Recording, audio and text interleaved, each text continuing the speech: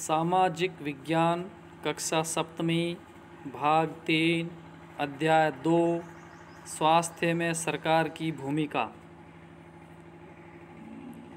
स्वास्थ्य में सरकार की भूमिका।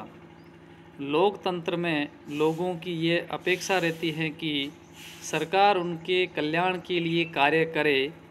ये शिक्षा, स्वास्थ्य, रोजगार प्रदान करे एवं गृह निर्माण, सड़कों के विकास तथा बिजली आदि उपलब्ध कराने के माध्यम से हो सकता है। इस अध्याय में हम स्वास्थ्य के अर्थ और उससे संबंधित समस्याओं को जांचेंगे। इस अध्याय के उपशीर्षकों को देखिए। आपके विचार में ये विषय सरकार के काम से किस प्रकार जुड़ा हुआ है? स्वास्थ्य क्या है? स्वास्थ्य के बारे में हम अनेक प्रकार से सोच सकते हैं। स्वास्थ्य का अर्थ है हमारा बीमारियों और चोट आदि से मुक्त रहना। लेकिन स्वास्थ्य केवल बीमारियों से संबंधित नहीं है। आपने उपयुक्त कॉलेज में से केवल कुछ स्थितियों को ही स्वास्थ्य से जोड़कर देखा होगा। प्राय हम ध्यान नहीं देते कि उपयुक्त हर स्थिति का संबंध स्वास्थ्य से है। बीमारी के अलावा हमारे लिए उन उपकरणों पर भी विचार करना आवश्यक है जो हमारे स्वास्थ्य पर प्रभाव डालते हैं।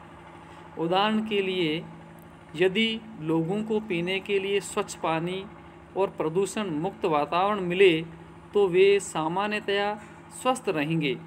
दूसरी ओर, यदि लोगों को भरपेट भोजन न मिले अथवा उन्हें घुटन भरी अवस्था में रहना पड़े तो उनके बीमार पड़ने की संभावना अधिक है। हम सब चाहते हैं कि हम जो भी कार्य करें चुस्ती से और ऊंचे मनोबल के साथ करें। सुस्त और अकर्मण्य रहना, चिंताग्रस्त होना और लंबे समय तक डरे सहमे रहना स्वस्थ जीवन के लक्षण नहीं है। हम सबको तनाव मुक्त और प्रसन्न रहना चाहिए। हमारे जीवन के ये सभी पहलू स्वास्थ्य के हिस्से हैं। भारत में स्वास्थ्य सेवाएं। आइए भारत में स्वास्थ्य सेवाओं के कुछ पहलुओं का परीक्षण को यहाँ दी गई तालिका के प्रथम तथा द्वितीय स्तंभ में दिखाई गई स्थितियों की तुलना कीजिए। संसार भर में भारत में सर्वाधिक चिकित्सा महाविद्यालय है और यहाँ सबसे अधिक डॉक्टर तैयार किए जाते हैं। लगभग हर वर्ष 30,000 से अधिक नए डॉक्टर योग्यता प्राप्त करते हैं। भारत के अधिकांश डॉक्टर शहरी क्षेत्रों में बसते हैं। ग्रामवासियों को डॉक्टर तक पहुंचने के लिए लंबी दूरी तय करनी पड़ती है। ग्रामीण क्षेत्रों में जनसंख्या के मुकाबले डॉक्टरों की संख्या काफ़ी कम है। पिछले वर्षों में स्वास्थ्य सेवाओं की सुविधा में काफ़ी वृद्धि हुई है। सन 1950 में भारत में केवल 2,717 अस्पताल थे। सन 1991 में 11,174 अस्पताल थे और सन 2017 में ये संख्या बढ़कर 23,583 हो गई। भारत में करीब 5 लाख लोग प्रतिवर्ष तपेदिक टीबी से मर जाते हैं। स्वतंत्रता प्राप्ति से अब तक इस संख्या में कोई परिवर्तन नहीं हुआ है। हर वर्ष मलेरिया के लगभग 20 लाख मामलों की रिपोर्ट प्राप्त होती है। ये संख्या कम नहीं हो रही है। भारत में विदेशों से बहुत बड़ी संख्या में इलाज कराने हेतु चिकित्सा पर्यटक आते हैं। ये उपचार के लिए भारत के कुछ ऐसे अस्पतालों में आते हैं जिनकी तुलना संसार के सर्वश्रेष्ठ अस्पतालों से की जा सकती है।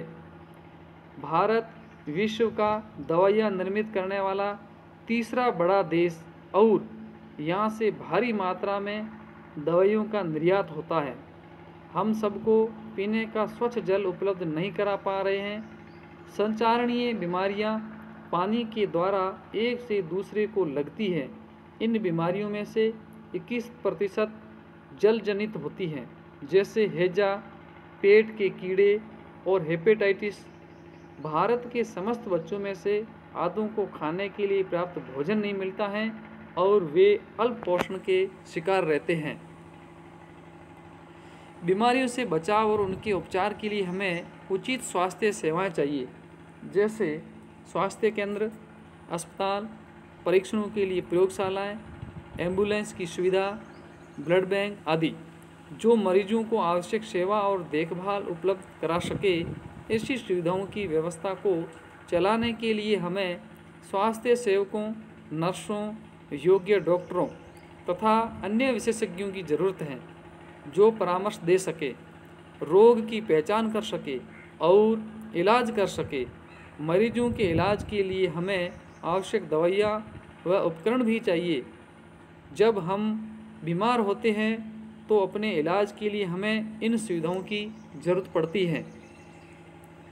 भारत में बड़ी संख्या में डॉक्टर, दवाखाने और अस्पताल हैं। देश में सार्वजनिक स्वास्थ्य सेवाओं को चलाने का पर्याप्त अनुभव और ज्ञान भी उपलब्ध है। ये ऐसे चिकित्सालय और स्वास्थ्य केंद्र है जिन्हें सरकार चलाती है।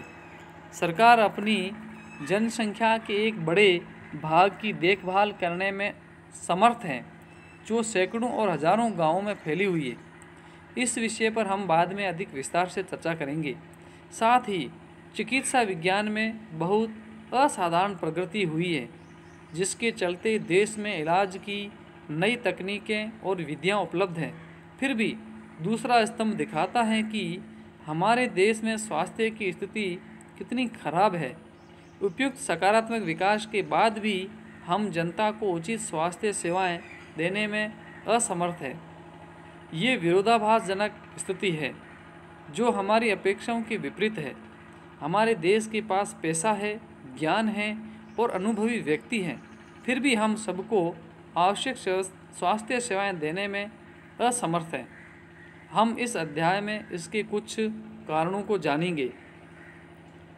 हाकिम शेख की कहानी। हाकिम शेख पश्चिम बंग खेत मजदूर समिति PBKMS के सदस्य थे, जो पश्चिमी बंगाल में खेतीहर मजदूरों का एक संगठन है। 1992 में एक शाम वे चलती ट्रेन से गिर गए और उन्हें सिर में गंभीर चोटें आई। उनकी हालत बहुत नाजुक थी और उन्हें तुरंत इलाज की आवश्यकता थी। उन्हें कोलकाता के एक सरकारी अस्पताल में ले जाया गया, लेकिन उन्हें भर्ती करने से मना कर दिया गया क्योंकि वहाँ कोई बिस्तर खाली नहीं था। दूसरे अस्पताल में आवश्यक सुविधाएं या उनके इलाज के लिए जरूरी विशेषज्ञ नहीं थे। इस प्रकार अत्यंत गंभीर हालत में उन्हें 14 घंटे के अंदर 8 सरकारी अस्पतालों में ले जाया गया, किंतु किसी ने भी उन्हें भर्ती नहीं किया। अंत में उन्हें एक निजी अस्पताल में भर्ती कराया गया, जहां उनका इलाज किया गया। उन्होंने अपने इलाज पर बहुत पैसा खर्च किया।